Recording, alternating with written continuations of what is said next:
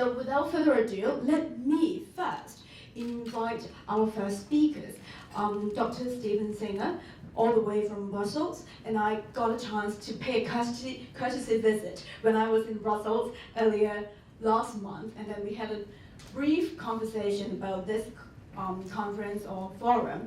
And Stephan is actually the Director of Global Energy Policy of WWF, and he will be sharing with us the overview and also the new perspective of climate change policy and also global renewable energy development. Please, Dr. Stephan.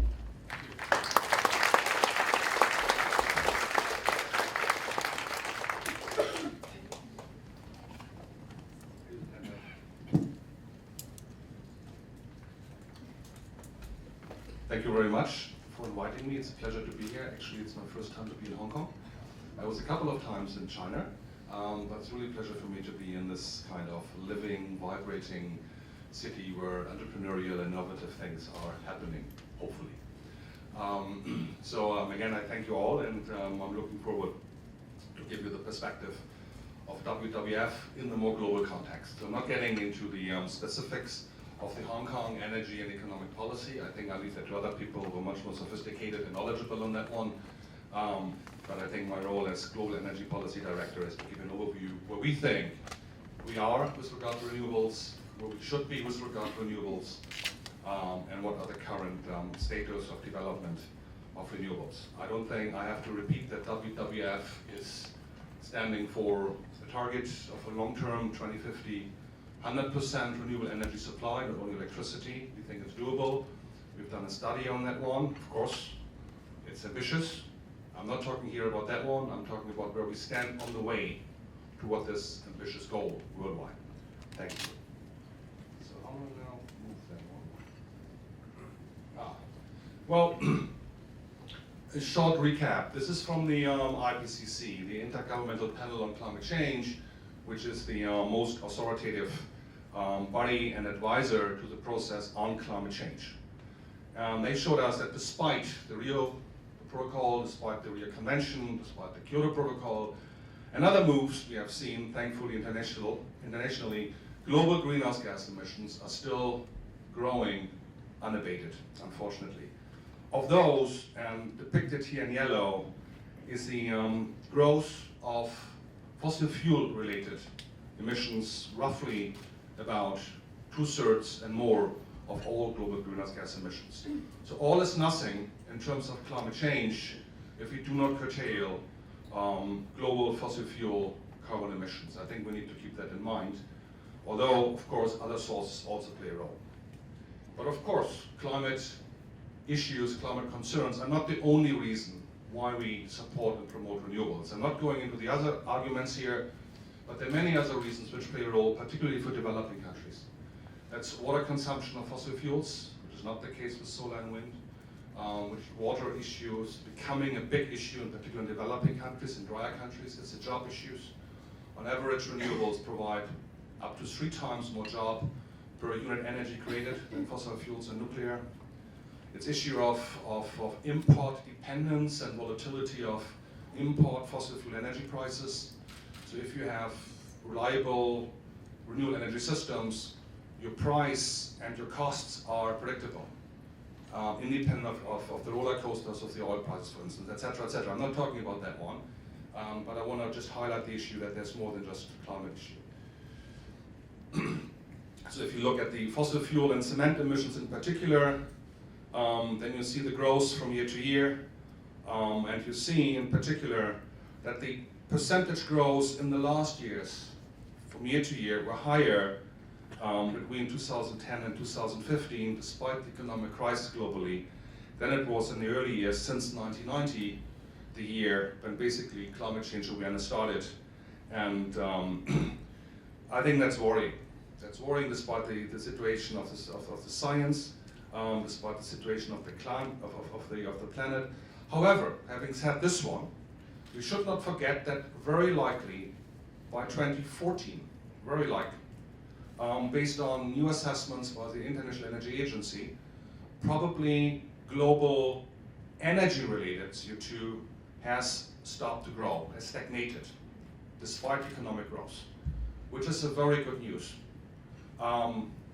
It's good news because it happened in times when the economic is taken off, and it's happening prior to Paris, the big climate conference. So it's a good sign.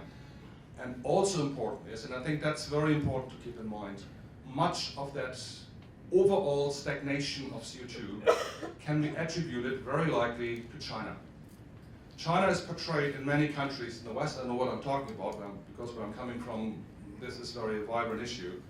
China is the big polluter, the big problem of the future. China do lots of renewables, right, but they're doing even more on coal. Don't trust the Chinese. That's the mantra and the narrative, which I think is fundamentally wrong. Yes, there are problems in China, of course. But there are many things happening in China which are overly positive. And China will help a lot developing countries and the overall technological development to grow renewables and to grow clean. China had last year, also data from the IEA, the largest energy efficiency achievements in terms of energy output per GDP than any country in the world. Energy efficiency increased by up to 5% last year, much higher than the global average. So, whatever we say about China, we need to keep in mind that things are happening towards a very positive in China. So the stalling of global emissions in CO2 were also not only caused by China and also by the EU. Let's keep that in mind. One thing shortly, because WWF is not only looking at global CO2 emissions and energy, I think I have to say that one, just one slide. The success we have seen is mainly based to land use. We have seen in the last years a decline in global land use emissions, in particular from deforestation. Again, this is due to actions in developing countries, mainly Brazil, but partly also African countries. You see the peak here of the Indonesian peat fires. Some of you might have felt the brown cloud. But overall, legislation in developing countries have decreased non-energy related forest-based CO2 emissions, which is again good news towards Paris. I think we need to keep that in mind. Now going to renewables. We have seen in 2014, the latest data, they exclude large hydro, but large hydro investments are anyway not that big globally. We have seen again an increase after a decline of up to 270 billion US in 2014, growing from about 45 billion US about 10 years ago in 2004. That's an impressive growth. So that's an impressive growth. Most of that was in asset finance. Now, if you look into what is behind renewable investments, then you see that by far the largest growth, the largest investments are two technologies, or two group of technologies, solar and wind, by far. By far. It's again, I think, a good news because both technologies, group of technologies, have less other concerns or less other problems than other parts of renewables, such as biofuels or biomass or hydro, which can be done right. We're not opposed to those, but they might bring some problems if they're not done right. If you look at PV in particular, again, the growth since 2006 to 2014 on the left side of that slide, the left graph, tells you the biggest installments, the cumulative capacity is currently largest in Europe, that's in green. Increasingly followed by Asia Pacific, which is in yellow, which is growing very fast. And within the total capacities, you see Germany and China leading the pack, followed closely by Japan, which has seen lots of investment recently, but also other countries.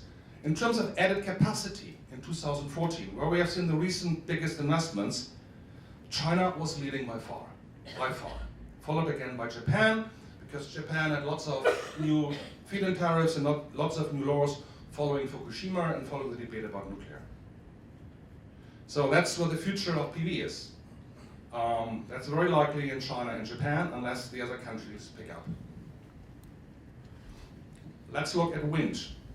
Again, Asia is leading. That depicts the installed capacity by regions between 2006 and 2004. And you see that on the left side, the biggest growth we have in Asia, whereas Europe had been growing slowly annually, but is stagnating in the last years. North America erratic, and the other regions don't play a big role. And again, if you look into the countries behind those regions, on the left side you see the pie, the top 10 new installed capacity in 2014. Again, the red share of that slide is China, the new capacity in wind. On the right side, you see the total cumulative installed capacity of wind. The red share is China. So China is now having more than 30% of all global cumulative capacity of wind. If you look into, and I don't have the data for 2014 yet, if you look into specific top 10 countries' investment intensity, and that's interesting because that deals with the, if you allow, the equity issue of that one. So which country is doing the most given its income, given its GDP? And you see, interestingly, that South Africa, a comparably poor country, has invested the most into renewables. Close to 1% of its GDP went into, or the equivalent of that one, went into renewables. Much more than Japan, the UK, Australia, Canada, much more than China and Germany. That's interesting. Of course, the other countries are more rich, but still it tells you that the total investment, the total deployment is not everything. So the leading countries in terms of investments per GDP in renewables are not coming from the OECD. It's South Africa, there are a couple of other countries, I come back to that one later, but it's not the OECD. The leadership is increasingly with developing countries. If we currently look where we stand on total renewables, then we see that worldwide, on the left side, 20% of all energy is roughly renewables. And the majority, still close to 80%, is fossil fuels. However, among those renewables, almost 10% is traditional biomass, used in developing countries by poor people because they have no other fuels, in inefficient wood stoves, which causes all the indoor pollution and creates deforestation, degradation. It's unsustainable biomass. We are left then with about 10% so-called modern renewables. And of those, the majority is hydropower. So still, solar and wind are comparably small. This is total energy. Now if we look into the subset of that one, into electricity, things look slightly different. Then renewable electricity are around 22%. Again, hydropower, as I said before, biggest share of it. And wind in 2013, about 3%, and solar about 1%. 2014, the numbers look slightly higher, but still the order of magnitude is maintained despite growth of solar and wind. Overall, the dominance of fossil fuels is still being maintained. Let's keep that in mind despite all the good news. We shouldn't be naive. So,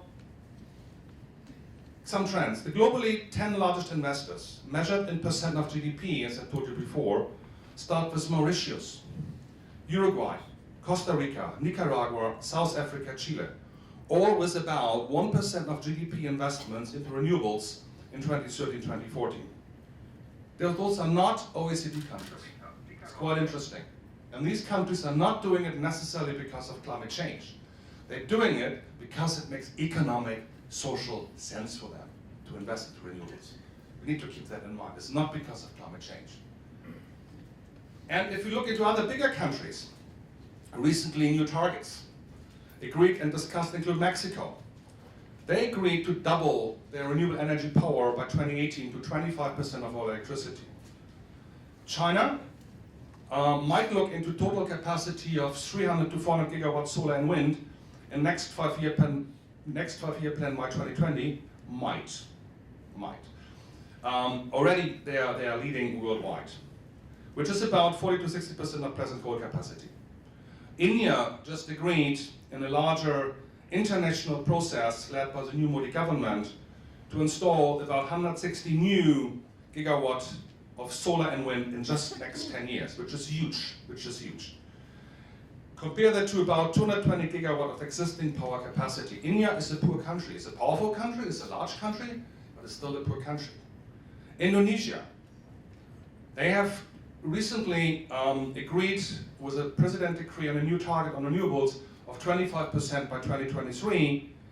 Presently, they are at 5% renewables. So wherever you look, small countries, big countries, you see growth in targets. Substantive new investments being looked at, again, not only because of climate change, for many other reasons. As I said before, most countries with new and ambitious targets are from the developing world, often beyond 2020, and often rather ambitious and strategic, such as, yes, Saudi Arabia, the high priest of fossil fuels. They look into 55 gigawatt solar power by 2033. Not many people have heard about this one. That's not because they believe in climate change overnight. It makes sense for them to use the domestic solar resource to create electricity for them rather than burning oil. It's cheaper.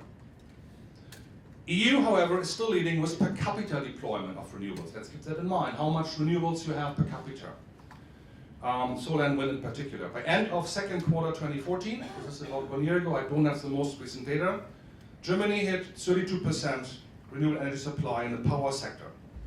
Most of that wind and solar variable sources. Portugal, Ireland, Spain, Denmark reported record wind supply of 25 to 50% of power needs. Italy had a record photovoltaic provision, and they're close to 10% of photovoltaics in their overall electricity supply now.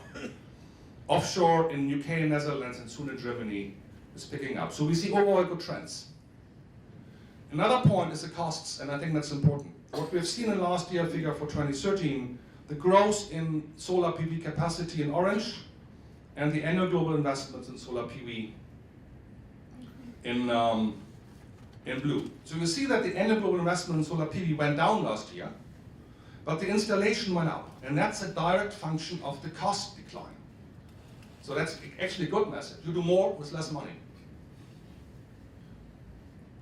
And if you look at the levelized cost of electricity, that's the cost of a kilowatt hour over lifetime of wind on the left side and solar on the right side, which is coming from Lazard, the comparably conservative investment banking system in the US, you see that over 5-year percentage decrease of 58% of onshore wind. You see the ranges, that's the global development. But even more impressive is solar PV. Levelized cost of electricity went down by almost 80% in the last 5 years, thanks to investments in Germany, but also in China. That's a good message. However, we are not naive. That's one world. We have another world. The other world is that in 2013, the 25 largest oil and gas companies invested about $550 billion US dollars. Only the 25 largest oil and gas companies, which is much more than what we invest in renewables. In total, all oil and gas investments equal about 900 billion US in 2013. And if you include coal, then we go up to 1.3 trillion. It declined in 2014. We don't have yet the full figures because of the oil price went down. So investments were also a little bit lower. But overall, that's the order of magnitude. Since 2000, global oil and gas upstream investments grew from 250 to about 700 billion US dollars, only upstream. New exploration, new drilling, etc., etc. And that's why shale gas and shale oil became so profitable. Global fossil fuel subsidies are currently about in the order of magnitude of 2 trillion US dollar annually, 2 trillion US dollars. Numbers from the IMF, by the way, International Monetary Fund, not from Greenpeace or WWF. If you compare that one, investments in renewables were about, last year, 270 billion US dollar. Yes, they're growing, but they're negligible compared to our current embedment in fossil fuel infrastructure and investments. Energy efficiency investments, not talking much about it, are currently about 150 billion US dollars, numbers from the IEA. And the present renewable energy subsidies, or I should say support schemes, are lower than 100 billion US dollars. And as the IMF has said, too small to matter. So overall, our system is still destined towards fossil fuels in a big way, despite the growth of renewables. So the glass is both, it's half full and half empty. So it's half full for the first time and for new electric capacity. In 2014, those were higher than those of all fossil fuels combined worldwide for electricity. That's good news. However, all fossil fuel energy investments in 2014 were still about 3 times higher than those for all renewables. So it's half empty. present growth of renewables, and despite further expected manufacturing cost decline, quote, will not lead to achieving the 450 ppm, the 2-degree scenario of the IPCC. And recently in 2015, a joint statement by UNEP, by the Climate Convention, and by Bloomberg New Energy Finance, which is one of the think tanks and leading in renewable energy analysis and assessments.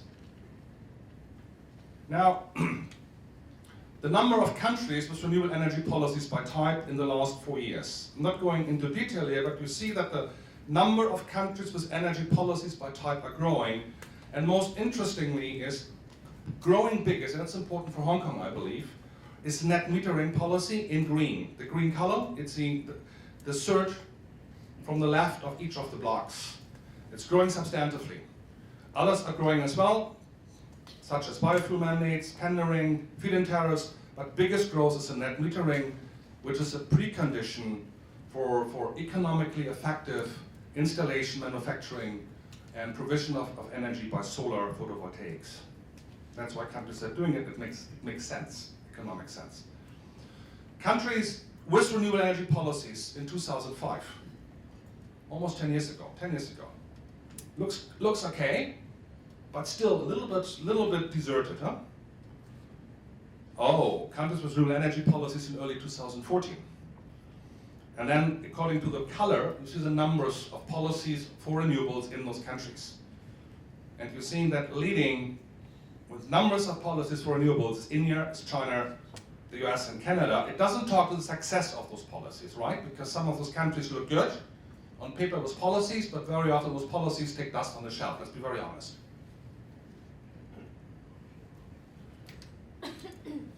Developing and emerging countries with renewable energy policies. Again, if you just look at the South, in lightish, in light brown, you see policies in place in 2004. Then in darker brown, you see policies between 2005 and 2009, and more orange, you see policies enacted between 2010 and early 2014. And in particular in the last years, we see increasingly policies for renewables in LDCs, in least developed countries. In Africa, countries which are not emerging economies, which are on the lowest level of economic development, are on average very poor. They still do lots of renewables, put policies in place. Not because they do it for climate change, again, they do it for local economic and social benefits. It's very important to keep in mind. Now, if you look into what's required for staying below 2-degree global warming, how must the fossil fuel investments or fossil fuel investment embedment change? The International Energy Agency has said if the world wants to stay below 2 degrees, which the world has agreed, then we need to leave more than 2/3 of our fossil fuels, majority of coal, but also oil and gas to some extent, current reserves underground. We can't burn them.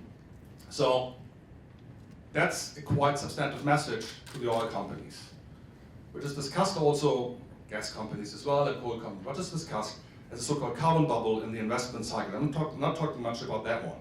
But there's another argument which comes from the oil companies and say, yeah, but if we have CCS, carbon capture and storage, we develop it big, then we can burn more oil and gas and coal, yes? Well, says the IEA, which is not opposed to carbon capture and storage, actually promotes it, that yes, you can burn more, of course, but how much more? I surrounded this, the CCS policy, in case the IEA would allow lots of carbon capture and storage of CO2. It's about 3% more coal use. More is not possible from a couple of infrastructural and technical reasons. So even if you employ CCS on a large scale, still you need to leave more than 2/3 of the fossil fuel reserves in the ground if you want to meet the 2-degree challenge. That's simple physics. So what the IPCC have been doing in their recent report, and they've looked into where do we need to invest in particular. And IPCC is a kind of consensus report, and not going into this one here. Again, I surround it with the red circles where I think is very important investments need, and we haven't talked about this one. On the very right side, we need to grow substantively by up to 3-4 times the current investments in energy efficiency. And blue is basically the OECD countries, and yellow is the non-OECD countries, and light blue is the sum of both groupings. Substantive increase compared to today of energy efficiency. There are also increases in renewables and so on and so on. But even more important is the on the left side, on the second left group of bars, tells you what we have to stop. It's not only investing in the good stuff, it's also stopping the investments in the bad stuff. And then the IPCC, and again, all countries, including the OPEC countries,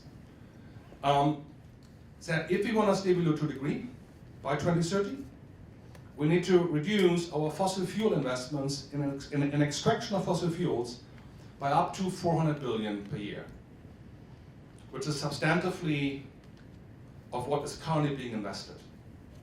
It's about 50-60% of what's currently invested in fossil fuel extraction, not the overall supply chain, just extraction. Supporting the message of the IEA, we need to leave stuff in the ground. It's not only doing the good stuff, it's also leaving the bad stuff. Otherwise it doesn't work. So Bloomberg Energy Finance has done a very interesting scenario, and they looked into, if we want to stay below 2 degrees by 2030, 2035, what are the 3 investment scenarios for renewables? In blue. And the currently traditional territory, if you want, is business as usual. And business as usual between now and 2030 already tells us we have in place a doubling of renewable capacity. The new normal is more policies, is more investments. And we see an almost doubling plus. But the barrier busting scenario looks into new policy which make economic sense. The barrier busting shows us an investment in renewables from about 270 to about 900 billion US dollars by 2030. Keep in mind, that sounds a lot. Fossil fuel subsidies are more than twice as big currently. So money is there, the point is for what? On top of that, I added the energy efficiency requirements which are done by both the IEA and the IPCC. Both have to grow as well. Energy efficiency under the IEA and under the new policy scenario and under the 2 degree or the 450 ppm scenario also grow substantively. So altogether, if I put together the energy efficiency scenario, the yellow arrow from the assessment of the IEA by 2014, and the barrier busting from renewables from Bloomberg Energy Finances, we have to increase our investments to about 2 trillion US dollar annually.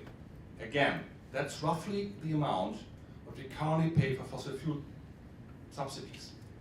And if I add what we already pay for investments in fossil fuel, it's still cheaper. And I'm not talking about the external costs of CO2 and pollution and the benefits of this one of jobs created, resources saved, etc., etc. So it makes utmost economic sense to go down that path as a rule. I know it's difficult for some regions, for some countries, and the bill and the equation of the policy pathway looks different from country to country. And it's not easy, I agree on that one, but it's doable, and it makes economic sense. What just stops us to do what we want to do is the lack of political will. The lack of the governments of the world, many, not of all, to learn as fast as they could. To work together, to cooperate, to learn from good examples. And that's what we are doing as WWF, with other civil society organizations, with friends in governments, with scientists, with academics, and with well-minded industries, to explore that very ambitious pathway. To have a future, a low carbon, eventually zero carbon pathways, again, not only for climate, also for climate, I haven't talked much about climate, but also for reduction of pollution, reduction of import dependence and volatility of gas prices, safe, reliable, affordable energy for the poor. We haven't talked about that one either at this point in time. And many other reasons which make utmost economic and social sense for renewables. Thank you very much.